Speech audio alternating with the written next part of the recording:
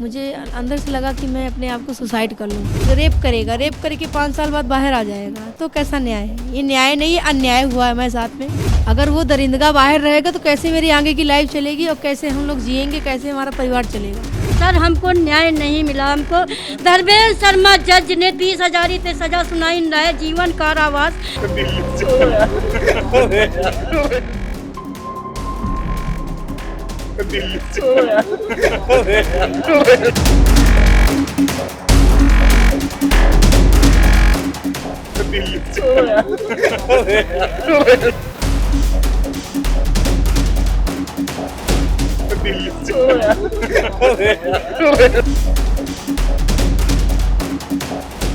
उन्नाव की रेप पीड़िता बिटिया के सवाल पर योगी सरकार के मंत्री राजभर की ये बेशर्मी भरी हंसी इंसाफ पसंद लोगों की कान में पिघले हुए शीशे की तरह उतरी है।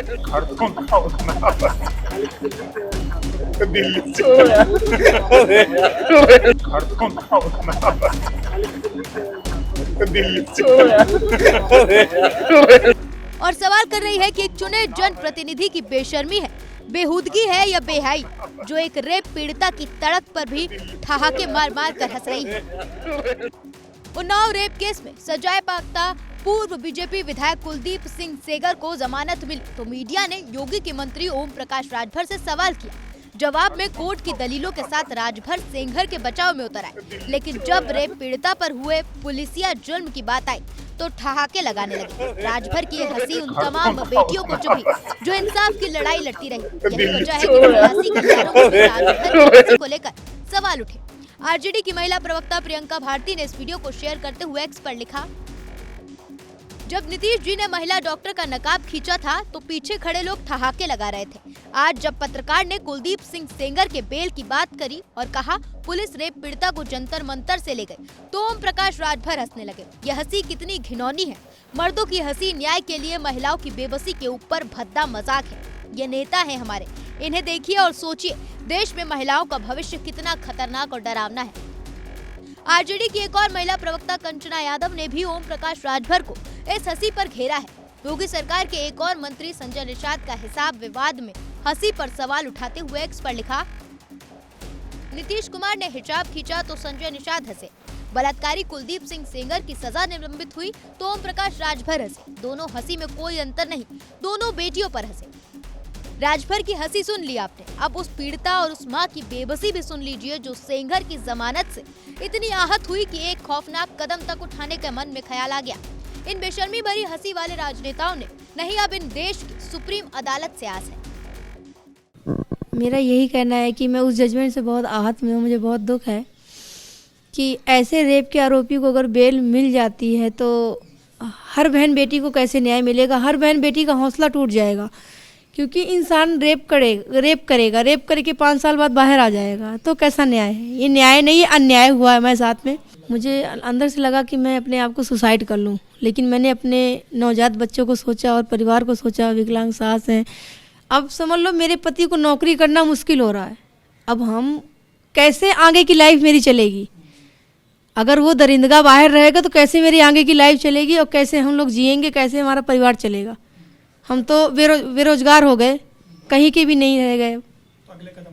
अगला कदम मेरा ये कि हम सुप्रीम कोर्ट जाएंगे भी। 1 हफ्ते के लिए सुप्रीम कोर्ट ऑफ है, जैसे कोर्ट ओपन होती है हम कोर्ट जाके और मैं अपनी अपील करेंगे। मुझे पूरा भरोसा है सुप्रीम कोर्ट में कि मुझे न्याय देगा, क्योंकि सुप्रीम कोर्ट ने मुझे न्याय दिया, सुप्रीम कोर्ट ही मुझे न्याय देगा। मेरे पति को पीट के मार दिया गया। मेरी लड़की के साथ रेप हुआ।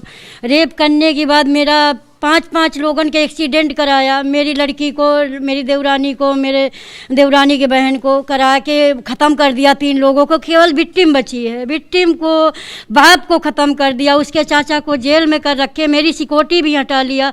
सर सिक्योरिटी की भी वह है, सिक्योरिटी की भी हमला कर सकते हैं, कुछ फेंक सकते हैं, बम फेंक सकते हैं, कुछ भी कर सकते हैं।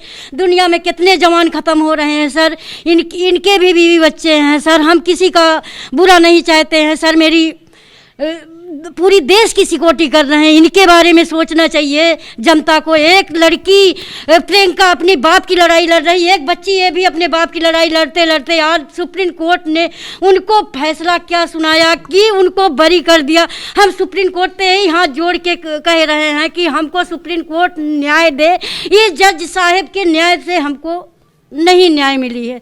हमको 30,000 कोर्ट धर्मेंद्र शर्मा जज ने हमको बोले थे तुमको न्याय मिलेगा मैडम, हमको न्याय नहीं मिला। सुप्रीम कोर्ट मेरा केस जहाँ टाइम पर हुआ था हमने सोचा था कि हमको न्याय मिलेगा, सर हमको न्याय नहीं मिला। हमको धर्मेंद्र शर्मा जज ने 30,000 पे सजा सुनाई है, जीवन कारावास।